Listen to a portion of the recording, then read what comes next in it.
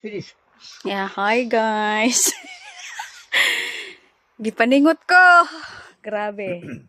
Here's Daddy Dennis. Hi Daddy. Hi there, everyone. Hi there. Kita mo We just anang finished our ubos work. na kanang 9:30. mobile skip. Ang diri nga nagtapok nga mga basura. Charan! Sulod sa mobile skip, guys. A lady brought it. Yeah. And it's wow. How it's not just an hour by there, 1 hour only. Yeah, 1 hour. Yeah. I told you, don't get hurry. When Rose gonna say, "Uy, gone." It's gone. Gone like a dinner. Anyway.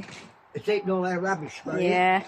So, napidaghan nga mga rubbish, guys. But, anyway, we just do the best we can with this. Napuno gid siya. It's cost us $580. Yeah, $580. Yeah. How much is that by there? How many in thousand? That would be up to 20. 150. 1,500. 15. I don't know. Up to 16 or 18,000. I don't know. Yeah, Something like that. Yeah. So, money siya. That's 35,000. No, not 35. About 25 or Yeah, 25. yep. So But roughly. And they take it all tomorrow morning. Yeah. Oh, no, on Friday. Friday morning or tomorrow we can tell her to pick it up because we're No, done. just leave it go. We might be able to get something bored. Okay. Because you haven't finished yet. Yeah. You haven't finished your rubbish. Yeah, I'm not finished yet in the other room, so that's the story there, guys. So, ingon na ni ka-high-tech ang Australia, no? Nainangwa sa basura dito sa gawas kay na may ingon na nga basura, oh. That's for recycle, and there's a little one there. I'm gonna pick it up for you to see. It's rubbish. I'm gonna take that thing right there outside. Wala pa nangaon ang mga birds na ko dire, guys, kay kuan.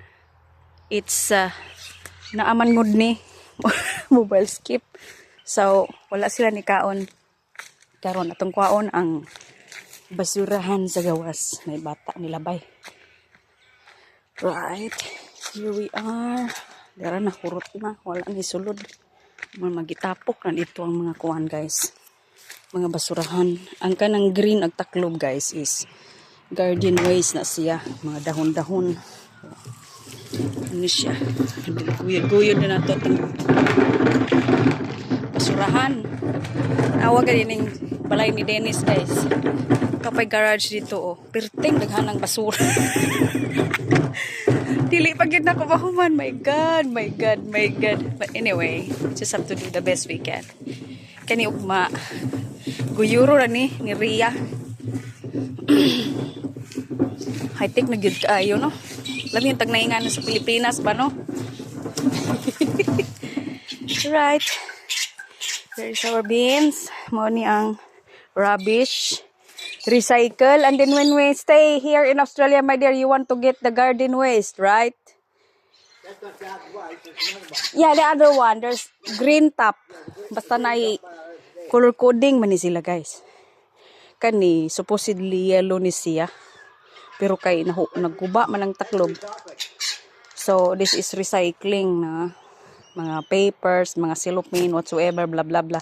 Kato, kala mga gikan sa CR, mga tissue, mga whatsoever. So, muni siya. Kani unta, sulod ni sa ingon ani nga garden waste. Green ang kuantora, oh.